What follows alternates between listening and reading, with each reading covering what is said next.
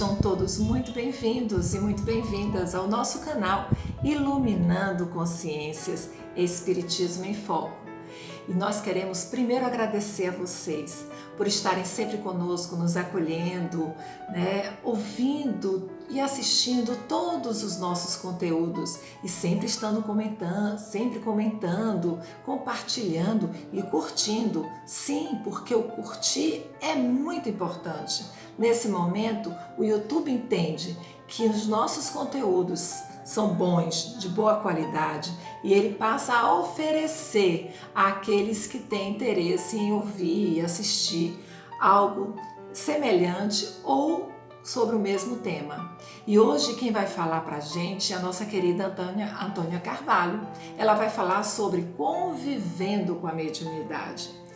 E ela traz dicas maravilhosas, de uma forma didática que, apesar de poucos minutos, ela passa a mensagem que faz com que a gente compreenda, e dá dicas fantásticas. E a gente pede a você que continue ligadinho conosco, sim, porque nós temos, além da fala da Antônia, nós temos a dica de livro e temos um Pense Nisso, que é um momento de reflexão que é baseado sempre no conteúdo que estamos trabalhando nesta semana.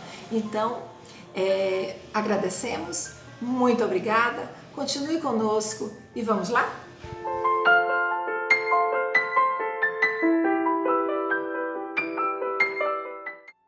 Olá!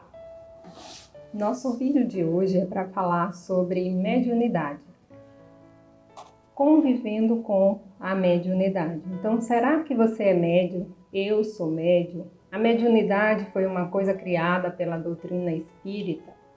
Lá no Evangelho, segundo o Espiritismo, no seu capítulo 24, nós vamos encontrar que a mediunidade ela é inerente a uma disposição orgânica de que qualquer homem pode ser dotado. Então, sendo uma questão orgânica, uma questão física, logo se deduz que não é uma criação do Espiritismo. O Espiritismo traz, sim, o termo médium e mediunidade e vem abordar sobre esses assuntos.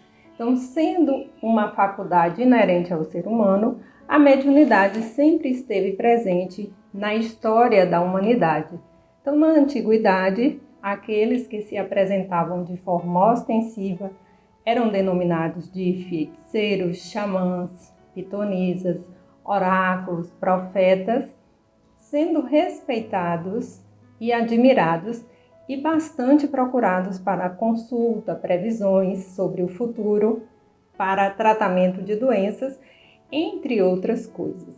No decorrer da história, o tempo passou e, devido à discriminação religiosa, passaram a ser consideradas, essas pessoas que possuíam mediunidade, passaram a ser considerados bruxos, possuídos por demônio, e por isso, tornando-se, de acordo com o pensamento de alguns, como pessoas perigosas, sendo então caçados e levados a fogueiras, especialmente na Idade Média.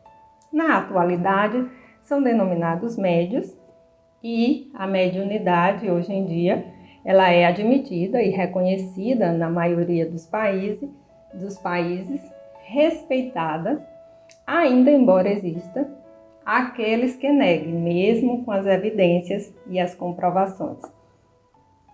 Então, percebemos assim que a mediunidade não é invenção nem privilégio do Espiritismo. Ela está presente em toda parte e se manifesta em indivíduos de toda a religião e fora delas, visto não fazer parte de uma questão religiosa, e sim de uma questão orgânica. Então, se eu sou médio, se você é médio, a doutrina espírita nos traz que todos nós somos médios em menor ou maior grau. E aqui eu peço permissão para relatar uma experiência pessoal. Eu estava conversando com duas pessoas e aí uma delas começou a falar que desde a infância ela tinha essas percepções do mundo invisível E só que ela não entendia muito bem o que era aquilo, o que acontecia, né? E que ela, hoje adulta, continuava tendo ainda essas percepções. E aí a outra amiga, então, disse que ela não tinha mediunidade e que ela não era médium. Só que, no entanto, essa amiga, na ocasião, andava com um caderninho. E aí, o caderno, ela estava com um projeto e o caderno era para ela escrever umas ideias que, de vez em quando, segundo ela, vinham as ideias e ela precisava escrever. Então, o projeto dela era escrever um livro. Eu disse assim, amiga, você anda com um caderno escrevendo, parecendo o Chico Xavier, e você não é médium e nem tem mediunidade. Então, existe assim como essa amiga que recebe essas intuições, existe aquelas pessoas que têm premonição, né? A pessoa sonha com alguma coisa e depois aquilo que ela sonhou vem a acontecer. Tem outros, por exemplo, que visitam o enfermo e aí a pessoa, quando sai dali, tem certeza que é chegado o momento daquela pessoa retornar à pátria espiritual.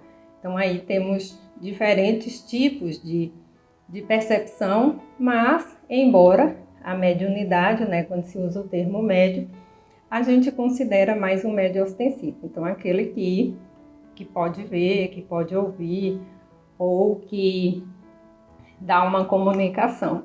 Mas existe, como o livro O Evangelho nos traz, diferentes graus aí, uns em maior ou menor grau de percepção. Então não há uma idade determinada que seja melhor para a eclosão da mediunidade. Ela pode manifestar-se em crianças, adolescentes, pessoas adultas ou com mais idade, né? No caso dessa minha amiga, ela relatou que desde pequena ela tinha essas percepções e que permanece com ela mesmo na fase adulta. Então a gente muitas vezes ouve, né, que a criança descreve ali que ela tem um amiguinho imaginário e é preciso a gente prestar atenção porque pode ser já aquela criança ali com um tipo de mediunidade, mas para que a gente saiba realmente o que é preciso que analise isso direitinho. Então, Sueli Caldas Schubert, lá no livro Mediunidade e Obsessão em Crianças, ela tem um capítulo sobre mediunidade, depois ela fala da mediunidade e obsessão em crianças, aí ela traz que, no âmbito geral, todos somos médiuns. Isto é, todas as criaturas têm a capacidade de captar pensamentos, influenciações e sugestões mentais que os espíritos desencarnados emitem. Aqui vale ressaltar o quanto é importante a gente observar o que estamos pensando, como estamos nos sentindo, que emoções nos envolvem. Pois se a gente observar a Terra nesse momento atual, aí a gente questiona quanto de medo há, quanto de insegurança, de desespero, de falta de fé e de esperança. Ou seja, existe toda uma atmosfera criada por nossos pensamentos e que, diga-se de passagem, na sua grande maioria, né, nossos pensamentos aí não estão muito saudáveis. Então é importante que a gente observe. Então, se a gente está triste, essa tristeza, ela é só minha ou ela está sendo aumentada, ela está sendo somada ali por alguma influência externa. Então, se você está com medo, esse medo tem uma razão de ser, é um medo lógico. Então, é importante que a gente observe tudo isso, porque lá no Livro dos Espíritos, na questão 459, que traz o título Influência Oculta dos Espíritos em Nossos Pensamentos e Atos, então quando Allan Kardec pergunta se os espíritos influenciam em nossos pensamentos e atos, e aí os espíritos nos respondem que muito mais do que imaginais. Influenciam a tal ponto que de ordinário são eles que vos dirigem. Então, por isso, esse vídeo traz essa fala sobre a mediunidade e principalmente que a gente observe o que estamos acalentando na nossa alma, São nossos medos ou são nossos medos somados a influências externas. E é isso ali, ela traz no mesmo livro, Mediunidade e Obsessão em Crianças, que, como é óbvio, os bons espíritos nos influenciam para o bem. E os espíritos inferiores transmitem sugestões para o mal. Então, para o vício, para ações desonestas, violências, para o desequilíbrio. E aí é importante, portanto, que cada pessoa, no uso do seu livre-arbítrio, deve analisar seus pensamentos e optar por cultivar aqueles que são benéficos, elevados e equilibrados. Então, obrigada pela atenção e que a paz do Cristo permaneça com todos nós.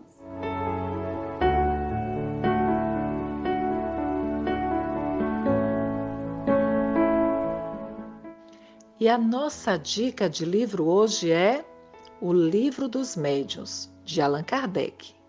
O Livro dos Médiuns é uma das 5 obras que constituem a codificação da doutrina espírita. Reúne o ensino especial dos espíritos sobre a teoria de todos os gêneros de manifestações, os meios de comunicação com o mundo invisível, o desenvolvimento da mediunidade, as dificuldades e os tropeços que se podem encontrar na prática do espiritismo. Apresenta ainda, na parte final, precioso vocabulário básico espírita, de leitura e consulta indispensável para os espíritas, será sempre uma preciosa fonte de conhecimento também para qualquer pessoa indagadora e atenta ao fenômeno mediúnico que se manifesta crescentemente no mundo inteiro, dentro ou fora das atividades espíritas. Sendo os homens parte integrante do intercâmbio entre os 2 planos da vida, o material e o espiritual, o melhor é que conheçamos, e bem, os mecanismos desse relacionamento. O Livro dos Médiuns é o manual mais seguro para todos os que se dedicam às atividades de comunicação com o mundo espiritual. Estude e faça uma boa leitura. Muita paz.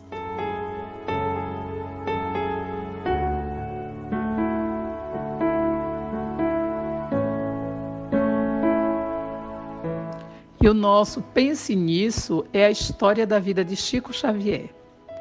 Nas noites de segunda e sexta, ele colocava o Evangelho segundo o Espiritismo de Allan Kardec embaixo do braço e ia para o Centro Luiz Gonzaga.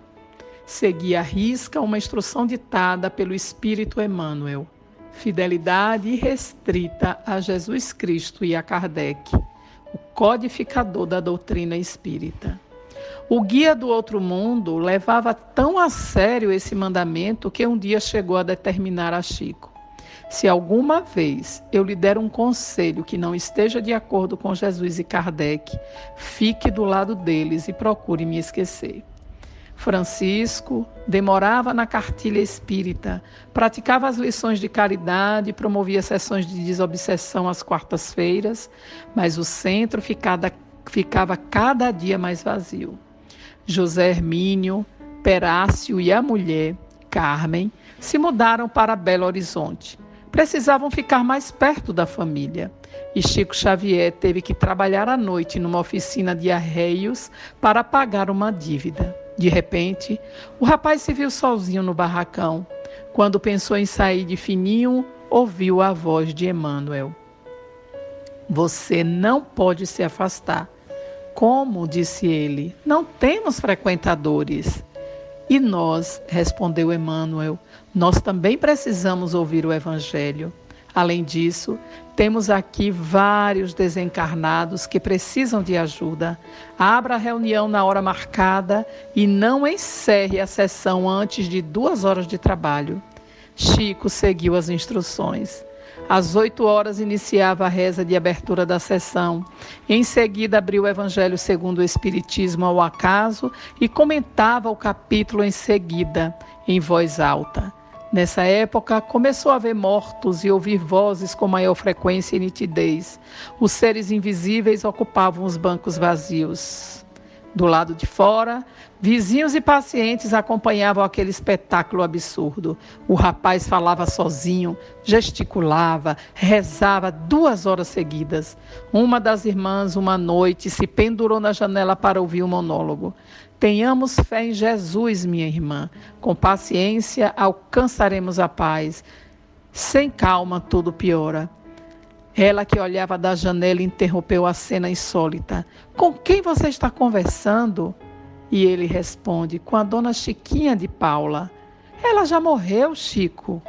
Você é que pensa, disse Chico. Ela está bem viva. Pensemos nisso. Essa página foi extraída do livro As Vidas de Chico Xavier, de Marcel Souto Maior.